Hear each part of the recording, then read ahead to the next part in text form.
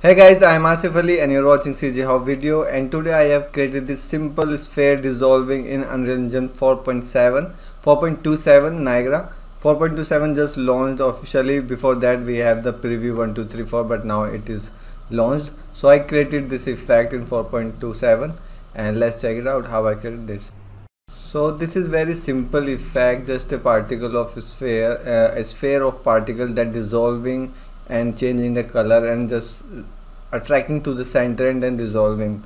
And to do this there are lots of ways, because Niagara is very open software, open particle engine, and you can create same thing in different ways because it is node based and you can make different logics to do the same thing. So to do this, what I did, if I took a sphere location and generate particle on that, and then from one axis only, like this axis, I took the position of particle from where they are to a range, and I am checking if the particle within the range to do something with the particle, otherwise let them remain what they are. So the logic is here.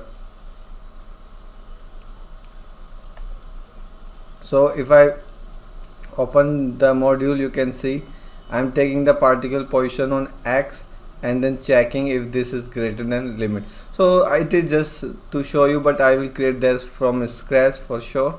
So I will create a new Niagara fountain and test, and I will put this file on my Patreon, so you can download that from my Patreon, and thanks for supporting me there also.